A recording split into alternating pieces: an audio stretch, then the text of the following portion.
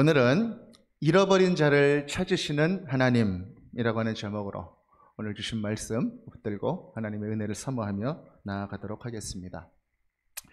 여러분, 자녀를 혹시 잃어버려 본 적이 있으십니까?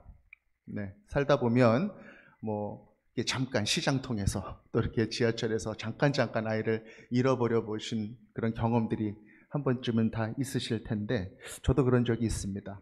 또 이렇게 보니까 전에 제가 사우디아라비아에서 살 때 아침에 이제 가족들을 차에 태우고 서둘러 가지고 이제 성가대 해야 되니까 막 가거든요. 근데 그날은 서둘러서 막 이렇게 막 차에 태우고 막 가다 보니까 그냥 이렇게 정신없이 막 출발을 했던 거예요. 차를 몰고 막 출발했는데 백미러로 이렇게 보는데 이 4살짜리 딸내미가 안 보이는 겁니다.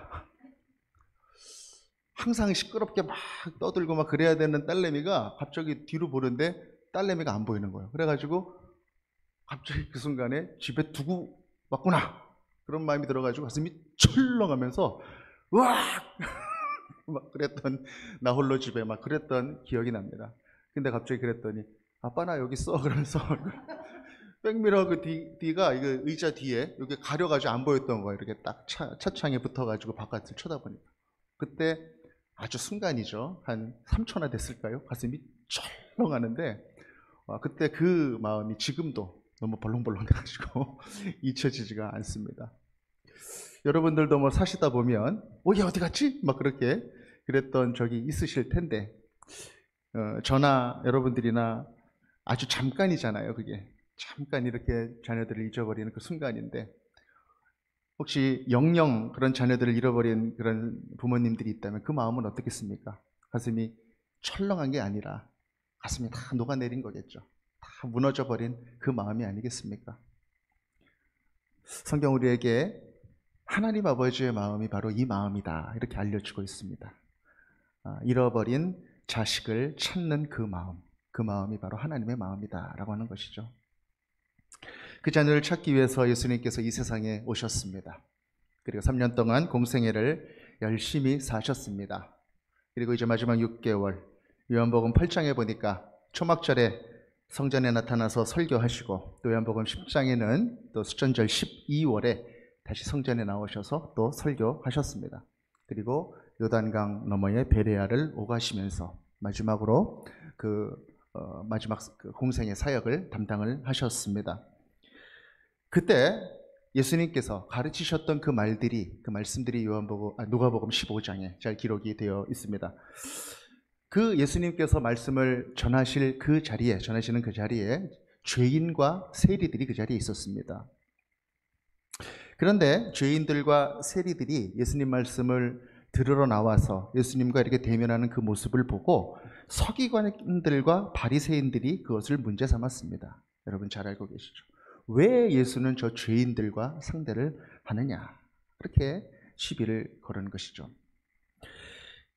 그들이 사람들을 볼 때에는 어떤 기준으로 보았냐면 죄인이냐 아니냐, 이 기준으로 사람들을 바라봤습니다. 그들의 눈에는 그렇게 보였습니다. 그런데 예수님의 눈에는 그렇게 보이지 않았습니다. 예수님의 눈에는 모든 사람들이 다 하나님의 잃어버린 자녀로 보였다라고 하는 것입니다. 그것이 바로 큰 차이죠. 저들은 하나님이 잃어버린 바로 그 자녀들이다.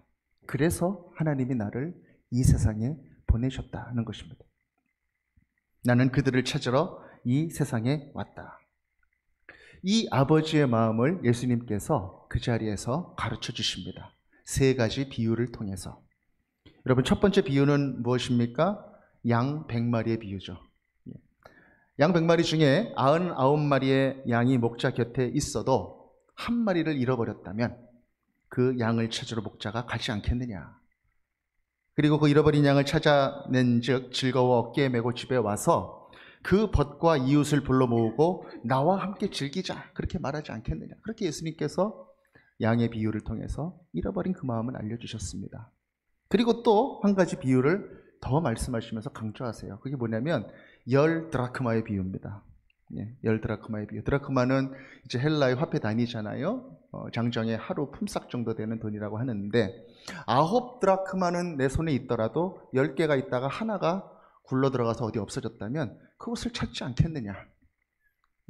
9개가 있다고 하나가 없어져도 좋다. 그렇게 할 사람이 어디 있겠느냐.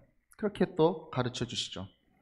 그리고 또 한 번 예수님이 또 강조하셔서 그 잃어버린 마음을 알려주십니다. 바로 그 말씀이 오늘 우리가 누가복음 15장에서 나눈 이 잃어버린 자 아들을 찾은 이 아버지, 이 비유인 것입니다. 소위 탕자의 비유, 이렇게 알려져 있는 비유입니다. 여러분 잘 알고 계시죠? 어떤 사람에게 두 아들이 있었는데 둘째가 재산을 나눠달라고 해서 살림을 나눠줬습니다. 둘째는 재산을 다 모아가지고 먼 나라에 가서 허랑방탕하여 재산을 다 낭비하였는데 마침내 거짓 신사가 되었고 흉년이 들어서 돼지 치는 일을 합니다. 이 돼지는 유대인들이 기르지 않는 동물이죠. 그러니까 이방 나라로 떠났었다, 먼 나라로 떠났었다라는 것을 의미합니다. 신앙을 떠났었다라는 것을 또 상징하는 것이죠. 그래서 돼지 사료를 대신 먹으려 해도 먹을 것이 없을 정도로 아주 비참한 신세가 되어버렸습니다. 17절에 보니까 이때 그 아들이 아버지 생각을 합니다. 아버지 집에는 품꾼조차도 얼마나 양식이 많으냐. 이렇게 아버지의 집을 기억을 합니다. 나는 근데 여기서 줄여 죽는구나. 내가 아버지한테 돌아가야 되겠다. 차마 내가 아들 자격은 없고 품꾼의 하나로 여겨달라 그래야 되겠다. 그렇게 마음을 먹고 돌아갑니다. 근데 20절에 보니 이렇게 기록되어 있습니다. 아직도 거리가 먼데 아버지가 달려가서 목을 안고 입을 맞춥니다. 그리고 종들에게 일러서 좋은 옷을 입히고 가락지를 끼우고 신을 신기고 살진 송아지를 잡아 잔치를 합니다. 그리고 내 아들은 죽었다가 다시 얻었노라 하니 그들이 즐거워하더라. 그런데 이제 큰아들이 밭에 있다가 돌아오는 것이죠. 그래서 풍악 소리를 듣고 종에게 물어서 듣습니다. 그리고 빈정이 상합니다. 기분이 상해요. 그래서 이 자리에 참여하지 않고 바깥에서 이렇게 있어요. 그러니까 이제 아버지가 나왔습니다. 그 아들한테, 큰아들한테. 성경에 보니까 이렇게 기록되어 있어요. 그래서 같이 들어가자 이렇게 권합니다. 그런데 그 큰아들이 이제 화를 냅니다. 아버지는 아버지의 명을 어김이 없이 섬겼던 나를 위해서는 아무것도 안 해주시고 아버지의 살림을 청녀들과 함께 삼켜버린 둘째를 위해서는 살찐 송아지를 잡으셨네요. 그러면서 아버지한테 화를 냅니다. 그때 아버지가 이렇게 말하죠. 너는 나와 함께 있었으니 내 것이 다 내 것이 아니냐. 그런데 내 동생은 죽었다가 다시 살아나지 않았느냐. 잃어버렸다가 다시 얻은 것이 아니냐. 그러니 기쁘고 즐겁지 아니하냐. 그렇게 이야기를 해줍니다. 맏아들에게. 그리고 이야기는 끝이 나요. 어떻게 큰아들이 반응했는지 그것은 기록이 되어 있지 않습니다. 이 비유에 등장하는 세 명의 사람이 있죠. 아버지가 나오고 큰아들이 나오고 작은 아들이 나옵니다. 여러분 그 세 명의 사람 중에 어떤 인물의 마음에 더 동의가 되시고 또 그 마음에 공감이 되십니까? 여러분 성경 이렇게 읽을 때 여러 사람이 등장할 때 어느 한 사람의 입장을 취하면서 읽는다는 거 아세요? 네. 어느 사람의 입장에 여러분 동조가 되시고 그 마음에 공감이 되십니까? 동생은 어떤 마음입니까? 여러분 아버지가 살아있는데 내게 분깃을 주십시오. 내 몫을 주십시오. 그 무슨 말입니까? 아버지 빨리 죽으란 얘기예요. 네. 살아있는데 재산을 이렇게 주는 법은 없습니다. 네. 근데 자기 재산을 달라는 거예요. 전에 제가 섬기던 교회에서 70대 분들끼리 이렇게 얘기 나누는 자리에 제가 이렇게 끼게 돼서 얘기를 듣게 됐는데 그렇게 얘기하시더라고요. 자식들한테는 돈 한꺼번에 주면 안 돼. 그러시더라고요. 끝까지 붙들고 있어야 돼. 그러시더라고요. 응? 자식들한테 돈 주면은 대접 못 받아. 그러면서 끝까지 붙들어야 된다고. 끝까지. 아주 끝까지를 강조하시면서 막 그렇게 이야기를 하시던데 어떻게 동의가 좀 되십니까? 그렇게 끝까지 붙들어야 되는 돈을 지금 먼저 달래는 거잖아. 지금 아들이. 그러니까 아버지가 그런 말을 들었을 때 그 마음이 어땠겠어요? 아버지의 그 존재에 대해서 관심이 있는 것이 아니라 아버지가 가지고 있는 그 재산, 거기에 관심이 있다라는 거잖아요. 그 아버지의 존재보다 그것이 더 중요하기 때문에 그 재물이 나에게 빨리 오는 것이 내게 필요하다. 그런 태도가 바로 이 작은 아들의 태도였죠. 이 작은 아들이 그렇게 받은 돈을 다 챙겨서 떠납니다. 그거 말릴 수도 없습니다. 그렇게 떠나는 것은. 그렇게 떠나는 사람을 어떤 부모가 말릴 수가 있겠습니까? 그렇죠? 여러분들 어떠십니까? 하나님의 자녀로서 이렇게 살다가 또 하나님의 품을 떠나본 적이 있으십니까? 저는 떠나본 적이 있고 확실하게 떠났었습니다. 네. 그랬던 기억이 납니다. 여러분들은 어떠신지 모르겠습니다. 때로는 멀리, 때로는 가깝게 하나님을 떠났던 그런 적들이 다 있으시지 않으실까요? 세상 것들의 마음을 뺏겨서 하나님을 찾지 않은 그런 때가 한 번쯤은 있지 않겠습니까? 다급할 땐 기도하지만 그 문제가 좀 해결이 되고 조금 넉넉해질 것 같으면 하나님 앞에 예배하는 것 잊어버리기 쉽습니다. 바로 그것이 하나님을 떠나는 것이죠. 그때 그 아버지의 마음은 어땠을까? 그렇게 떠나면 또 잘 될 것 같잖아요. 모든 문제들이 다 해결되니까. 그런데 여러분 어떠십니까? 살아보셔서 아시잖아요. 하나님 없는 인생은 금방 그 밑바닥이 드러난다는 것입니다. 그 미천이 금방 말라버린다는 것입니다. 내가 의지했었던 그것이 사라지면 금방 허물어져 버리는 것이 그 인생이다는 것이죠. 재물을 믿고 가다가 부도나고 실패하면 그냥 다 허물어져 버리는 것이 그 인생입니다. 사람 믿고 잘 살아가다가 그 관계가 깨지고 배신당하면 금방 인생의 의미가 사라져 버립니다. 평생 건강할 것 같고 나는 그냥 병하고는 상관없을 것 같은데 더그덕 그냥 병이 찾아와서 걸리게 되면 그냥 하나님을 그때서야 붙드는 것이 우리 인생의 연약한 모습들이 아니겠습니까? 둘째 아들이 그랬던 것이죠. 둘째 아들이 이 재산만 갖고 내가 살면 다 잘 살 수 있을 것 같아서 다 떠나서 그랬는데 다 허랑방탕하게 되고 다 탕진하게 된 것. 그리고 나서 누굴 생각합니까? 그때 아버지 생각을 하는 것입니다. 다 실패하고 다 말아먹고 하나님한테 나아가는 우리들의 연약한 모습이 바로 이 탕자의 모습이다라고 하는 것이죠. 17절에 그렇게 말하지 않습니까? 이에 스스로 돌이켜 이르되 내 아버지에게는 양식이 풍족한 품꾼이 얼마나 많은가.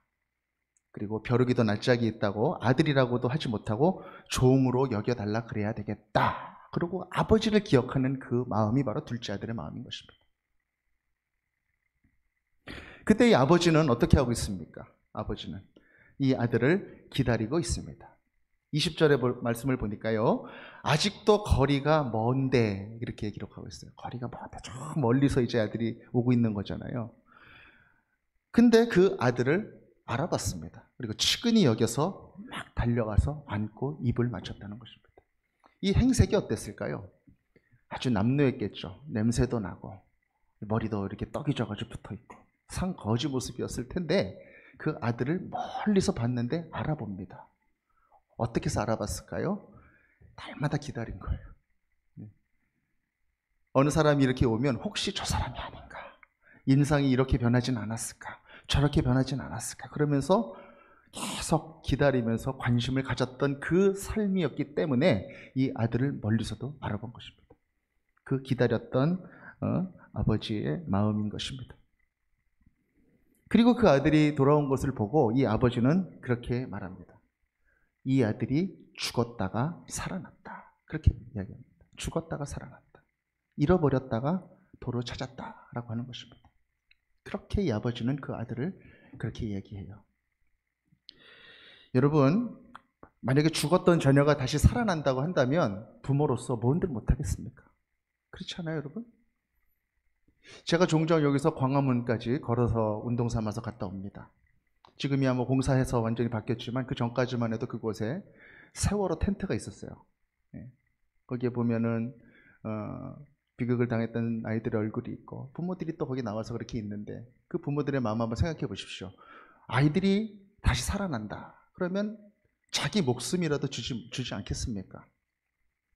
여러분, 제가 이렇게 또 교회 문을 나가서 이렇게 나가다 보면 저쪽 용두교가 있잖아요. 우리 버스킹하는 바로 그 위에 있는 다리가 용두교인데 거기 항상 플랜카드 붙어 있잖아요.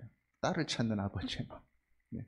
그 딸이 만약에 정말 돌아오기만 한다면 그 아버지가 자기 목숨이라도 못 내주겠습니까? 그 잃어버린 자녀를 다시 찾았다.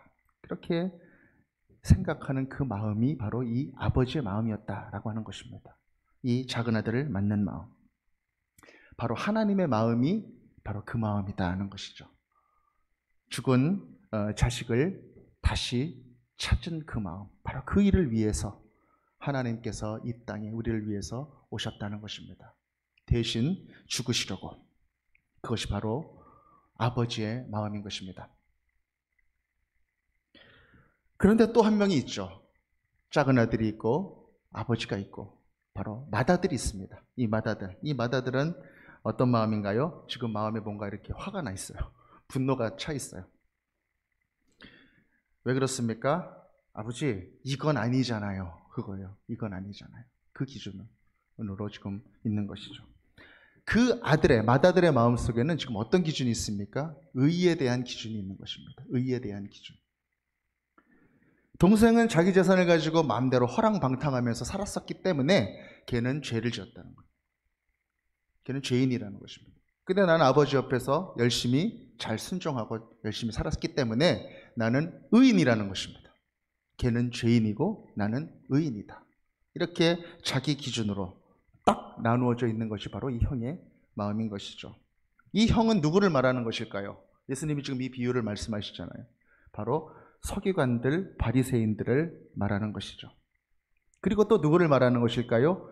유대인들을 말하는 것입니다. 유대인들. 이방인들을 더럽게만 바라보고 하나님은 우리들만의 하나님이야 이렇게 여기고 살아갔었던 그 유대인들을 지금 예수님께서는 이렇게 비유하고 계시다는 것입니다. 저 이방인하고는 우리는 다르다. 하나님도 모르는 개돼지들하고는 우리는 다르다. 이런 자기중심의 깊은 우월주의, 그 마음이 바로 이 아들에게 있었다라고 하는 것입니다. 만약에 이 아들이 하나님이 만약에 그 이방인들을 돌보시고 사랑하신다는 그런 것을 알게 되면 이 하나님한테도 막 지금 불만을 터뜨릴 그런 태세인 것이죠. 서기관들과 바리새인들이 그랬습니다. 바로 지금 그들은 예수님에게 그런 태도를 보이고 있는 것입니다. 하나님에게 자신의 의를 주장하고 있다라고 하는 것이죠. 이 두 아들과 아버지의 비유를 세리와 죄인들을 들으라고 하신 말씀이 아니라 바로 그 자리에 있는 서기관들과 바리새인들 들으라고 하신 말씀이다라고 하는 것입니다. 이 자리에는 지금 여러분 두 가지 원리가 부딪히고 있습니다. 하나는 의의 원리입니다. 하나님께서도 의로우신 하나님이에요. 이 원리 자체가 없는 것은 아닙니다. 그런데 거기에 또 하나의 원리가 있습니다. 하나님의 사랑의 원리입니다. 하나님의 사랑의 원리. 이 맏아들의 이 의의 원리, 이 사람이 주장하는, 의롭지 않은 사람이 주장하는 이 의의 원리는 하나님의 그 사랑의 원리 앞에서는 아무것도 아닌 것입니다. 여러분, 무거우면 밑으로 떨어지는 원리가 중력의 원리죠. 다 모든 것은 다 밑으로 떨어집니다. 그런데 지금 우리나라에서 제일 높은 빌딩이 저쪽 그 롯데 빌딩인가요? 예, 그 빌딩에서 누가 뛰어내렸다고 치십시다. 그러면은 떨어지겠죠, 중력으로. 그런데 그 사람이 만약에 행글라이더를 손에 들고 있다고 한번 생각해 보세요. 중력의 법칙이 그에게 적용되지만 그가 가지고 있는 이 글라이더가 날아가는 그 법칙, 그 과학의 그 법칙은 그 중력의 법칙에 우선하는 것이죠. 사랑의 법칙은 바로 이 의의 법칙, 의의 기준보다 우선한다라고 하는 것입니다. 아들의 이 의의 원리는 하나님의 사랑의 원리를 이길 수 없다라고 하는 것입니다. 그런데다가 이 사랑의 원리는 작은 아들에게만 적용되는 것이 아니라 지금 큰 아들에게도 적용된다라고 하는 것입니다.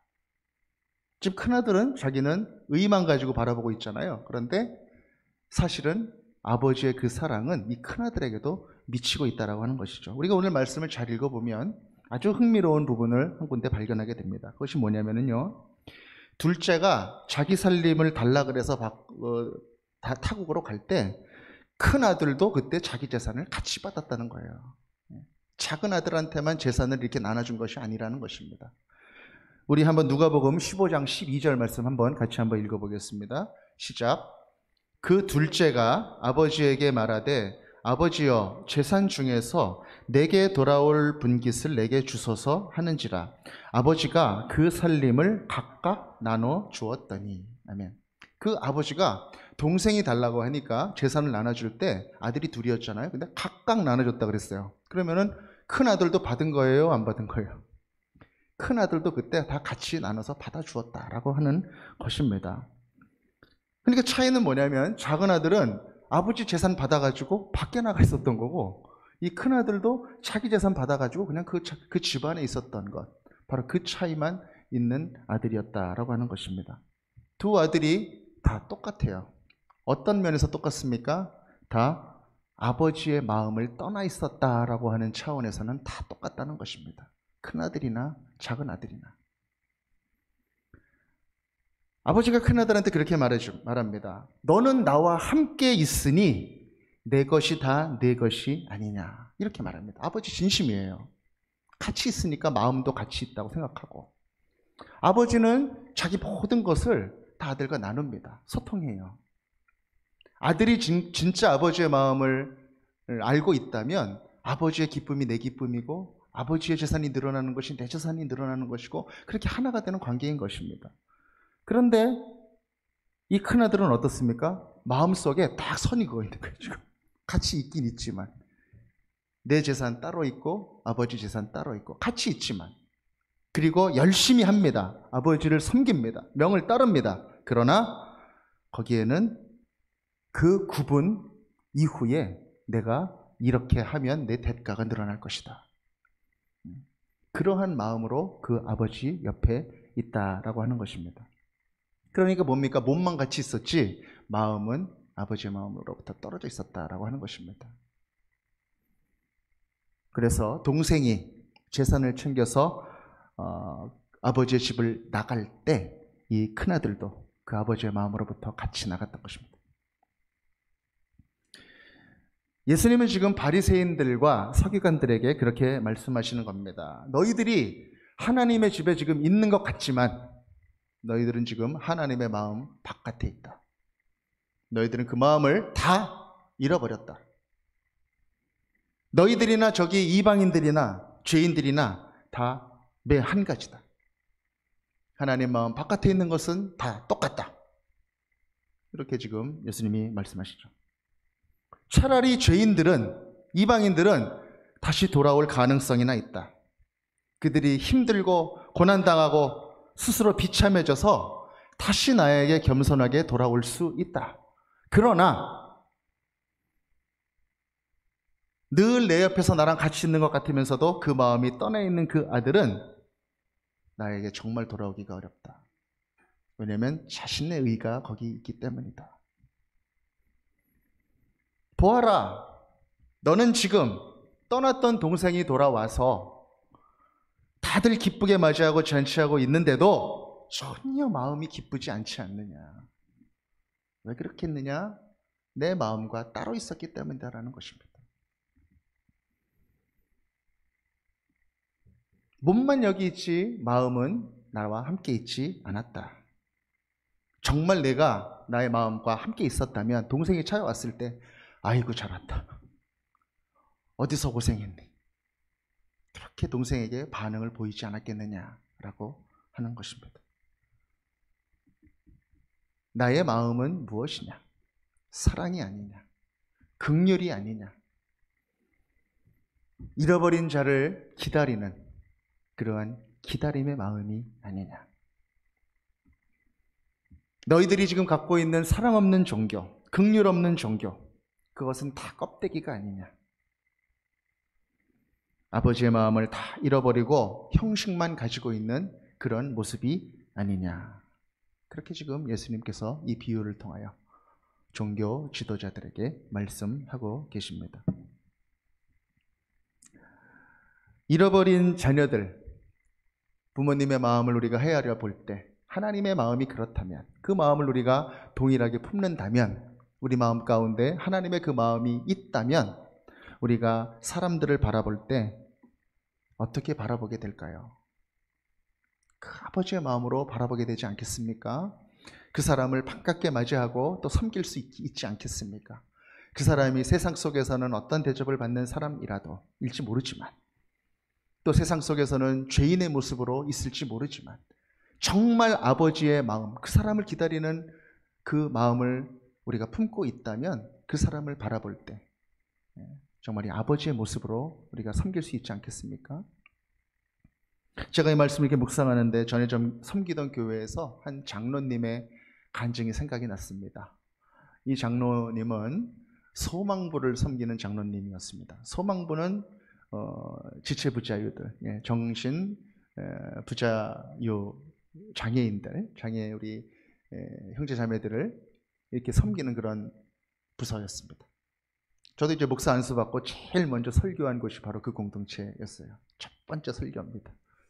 근데 그 자리에서 그 장로님이 그렇게 말씀을 하시는 거예요. 처음에 그 자리에서 이렇게 섬기게 됐을 때에는 아이들이 이렇게 침 질질 흘리고 막 손에 막 묻고 막 이러는 모습이 이렇게 참기가 어려웠다라는 것입니다. 막 구역질도 올라오고 막 그랬던 모습이 본인에게 있었다는 거예요. 그런데 시간이 지나면 지날수록 그 아이의 눈망울을 바라보며 섬김의 자리를 계속 지키면서 나아가다 보니 하나님께서 점점 하나님의 마음을 그 마음에 부어주시더라는 것입니다. 그러면서 때로는 밥 먹일 때 이렇게 침 흘리는 건 이제 아무렇지도 않게 됐고, 어쩔 땐 로얄 젤리 같이 느껴지고, 아이가 밥 먹을 다가 이렇게 막 몸부림치고 흘리고 막 그러는 것들도 다 챙겨주게 되고, 막 어쩔 땐 막 때리기도 하고, 여러 가지 일들이 다 일어나지만 그 안에서 오히려 하나님의 마음으로 지금까지 하나님께서 나를 그렇게 가르치시면서 이 자리까지 인도해 주셨다, 그렇게 고백을 하는 우리 장로님의 간증을 들었습니다. 여러분, 그 장로님의 마음이, 그 잃어버린 영혼, 그 영혼, 하나님을 어떻게 고백할지도 모르겠어요. 예수님을 어떻게 고백할지도 모르겠어요. 그러나 하나님께서 사랑하시는 그 영혼을 품고 그렇게 섬기는 그 마음이 바로 잃어버린 자녀를 기다리는 아버지의 마음이 아니겠습니까? 여러분, 장애인들 뿐이겠습니까? 우리 노숙하시는 분들, 노숙인들, 한번 이렇게 눈망울을 한번 가만히 이렇게 바라보신다고 한번 생각해 보세요.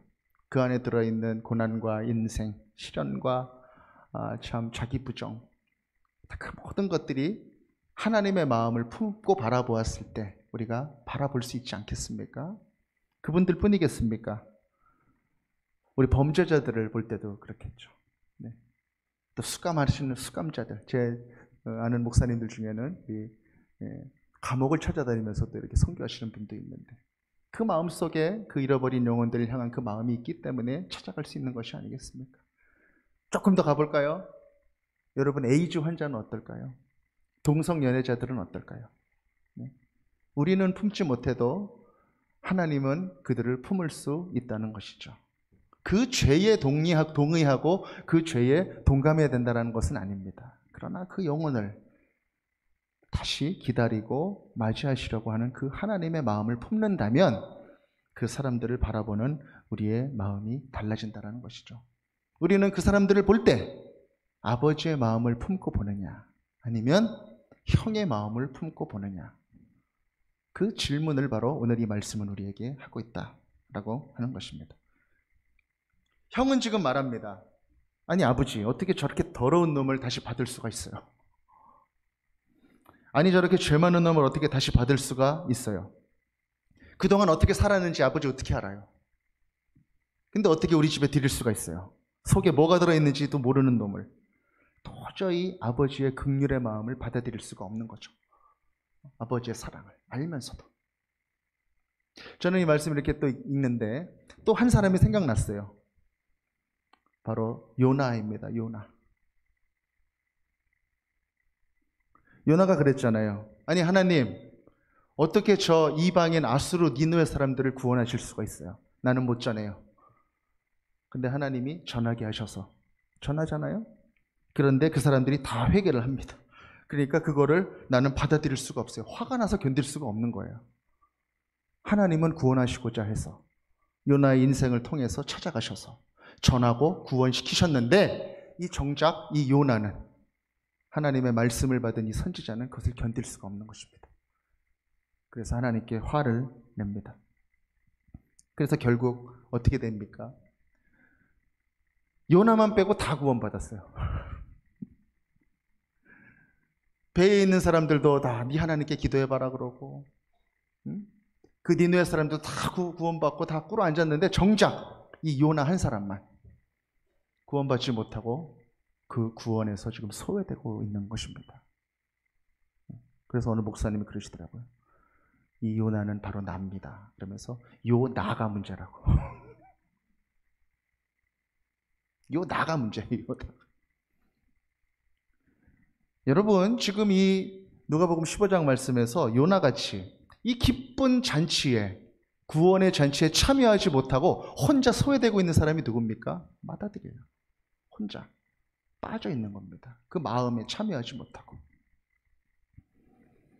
동생도 거기 있고 아버지도 거기 있고 종들도 거기 있고 다 있는데 이 큰아들만 빠져 있어요. 왜 그렇습니까? 자기 마음이 막혀 있어서 그래요. 내 마음이 닫혀 있어서. 하나님의 사랑도 들어오고 나가고 그렇게 소통해서 흘러가지 못하고, 그 마음도 품어주지 못하고 그냥 자기의 기준, 자기의 의, 그것으로만 바라보는 것으로 꽉 차 있기 때문에 그런 것입니다. 막혀 있기 때문에. 그래서 하나님의 긍휼과 하나님의 사랑이 일할 수 없게 된 그 마음, 딱딱해져 버린 그 마음이 바로 이 큰아들의 마음인 것입니다. 사랑하는 여러분, 우리는 이 누가복음 15장 말씀을 읽으면서 탕자의 이야기다 이렇게 읽는데, 지금 누가 탕자일까요? 작은 아들이 탕자일까요? 저는 큰아들이 탕자라고 생각합니다. 네, 큰아들이 탕자예요. 맏아들이. 탕자의 이야기에서 탕자는 맏아들입니다. 이 큰아들에게 메시지를 주기 위하여 지금 예수님께서는 이 말씀을 지금 하고 계시다는 것입니다. 바로 아버지의 마음을 헤아리지 못하는 영적인 탕자. 이 말씀을 읽으면서 제 스스로의 모습도 한번 되돌아보게 되고, 또 우리 믿는다고 하는 사람들의 모습을 한번 되돌아보게 됩니다. 얼마나 자주 우리는 하나님 아버지의 마음을 품지 못하고 아들의 마음을 품고 사람들을 바라보는지. 나는 정당하다.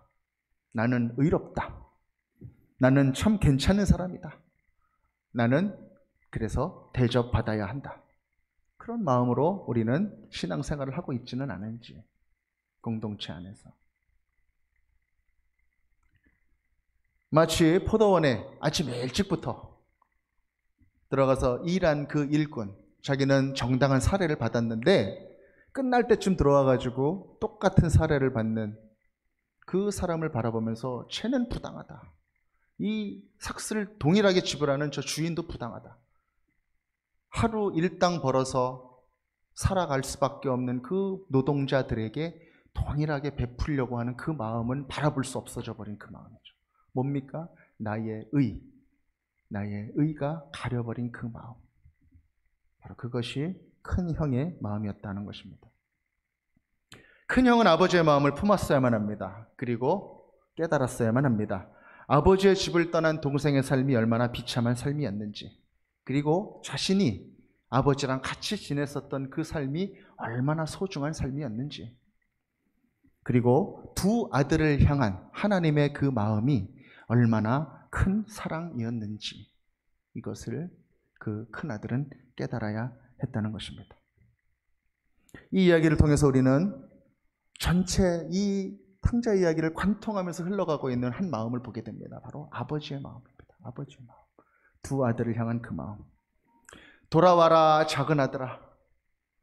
내 곁을 떠나 마음대로 살고 있는 아들아, 돌아와라. 돌아와라 큰 아들아. 내 곁에 있지만 작은 놈처럼 역시 마음이 멀리 떠나 있는 큰 아들아, 돌아와라. 내 마음을 함께 품자구나. 긍휼과 사랑의 마음을 품고 우리 함께 잘 지내자꾸나. 사랑하는 여러분, 우리 하나님 아버지에게 이러한 사랑과 긍휼의 마음이 있는 것이 얼마나 감사한 일입니까? 우리가 한 대로 처벌받고, 우리가 한 대로 평가받고, 우리 의만 따질 수밖에 없는 그런 하나님이라면 우리는 얼마나 불행한 사람들입니까? 그런데 우리 하나님은 사랑과 긍휼의 마음으로 우리를 바라보신다는 것입니다. 나 같은 사람도 받아주시고, 나 같은 죄인도 받아주시고, 용서해 주시고, 살찐 송아지를 잡아서 잔치를 벌려주시는 하나님. 어제 제가 아주 귀한 자리에 좀 참석했습니다. 그래서 이제 한탄강 하이킹도 제가 못 갔는데, 쿠르드 난민 중에 목회자가 되신 분이 한국을 방문했습니다. 그래서 지금 메이저급 방송사들과 교회들을 찾아다니면서 간증하고 있는데, 제가 최근에 함께 참여하고 있는 어떤 조그만 그 강의 공동체가 있습니다. 그 안에서 초대를 해서 많이 모이진 않았지만 그렇게 같이 이야기를 듣는 그런 때가 있었습니다. 길게 얘기를 나눌 수는 없습니다. 그분이 지금 레바논에서 난민들을 대상으로 아주 열정적으로 사역을 하고 계시는 그 목회자인데, 그분이 자신의 간증을 얘기를 하면서 이렇게 말씀을 하세요. 하나님께서 나를 불러주셨다. 알라를 믿었던 나를 하나님께서 불러주셨다. 그런데 방송을 통해서 우연히 예수 그리스도의 복음을 듣게 되었는데, 그때 들었던 복음의 말씀이 뭐였냐면, 우리가 지난주에 나눴던 그 말씀에서 간음했다가 현장에서 붙잡힌 여인, 그 여인이 용서받은 그 말씀을 그가 우연하게 들었다는 것입니다. 방송에서. 현장에서 간음하다가 잡힌 여인이라면 무슬림의 세계에서는 그냥 아웃이라는 거예요. 그는 어떤 자비도 적용될 수 없는 그런 아웃. 하나님도 용서해 줄 수 없는 그런 사람이라는 거예요. 근데 그 자리에서 죄 있는 자가 먼저 돌로 쳐라. 그리고 나도 너를 정죄하지 않는다라고 하는 그 용서의 메시지가 선포됐던 그 이야기가 자기 마음속에 퍽 들어왔다는 겁니다. 그리고 나서 한참 십수년 후에 다시 한번 어떤 공동체에서 설교 말씀을 듣게 됐는데, 그 말씀이 자기에게 다시 찾아왔다는 것입니다. 도대체 이 용서의 메시지를 주는 그 사람은 누군가? 그 하나님은 어떤 하나님인가? 이 무슬림 사람의 마음에 그 말씀이 충격이 됐다는 것입니다. 충격. 이 하나님의 존재가, 이 예수님의 말씀이. 그래서 예수님을 찾게 되고, 또 그 이후에 고난이 찾아오게 되고, 그러면서 제자 훈련도 받게 되고, 그러면서 예수 그리스도를 믿게 되는, 그래서 목회자의 자리까지 가게 되는 그런 일이 있었다는 놀라운 간증인 것이죠. 용서하시는 하나님, 기다리시는 하나님, 못난 우리를 사랑하시는 그 하나님이, 모르겠습니다, 우리 오래 신앙생활한 우리들에게는 너무 익숙해져 버린 하나님일지도 모르겠어요. 그러나 그 하나님은 실로 위대하신 그 하나님이시다는 것입니다. 그 하나님이 우리에게 있다는 것이 얼마나 감사합니까? 하나님은 무한하신 하나님이십니다. 능력 있으신 하나님이십니다. 그러나 한 사람의 연약한 자를 무한히 사랑하시는 바로 그 하나님이시기도 하시다는 것입니다. 우리는 이 말씀의 진리 앞에 나아가야 한다는 것이죠. 아버지는 이제 이야기합니다. 누가복음 15장 31절에서 32절 말씀. 아버지가 이르되 예 너는 항상 나와 함께 있으니 내 것이 다 내 것이로되 내 동생은 죽었다가 살아났으며 내가 잃었다가 얻었기로 우리가 즐거워하고 기뻐하는 것이 마땅하다 하니라. 아멘. 우리는 다 죄인들입니다. 그런 우리들을 하나님께서 사랑해 주셨습니다. 죽은 자녀 돌아온 것처럼 기뻐하시면서 버선발로 나가서 마중해 주셨습니다. 바로 그분이 우리 하나님 아버지이십니다. 둘째 아들의 마음을 담은 한 찬양을 함께 나누기를 원합니다. 이때 돌아왔었던 그 둘째 아들의 그 마음을 그대로 담은 그 둘째 아들의 서정적 자아로 이렇게 부른 그 찬양이 한 곡이 있습니다. 이 찬양을 지난 수요일 날 우리 목사님하고 우리 박 목사님하고 열심히 준비를 했습니다. 오늘 이 찬양의 가사를 함께 나누면서 우리 말씀을 좀 맺고자 하는데요.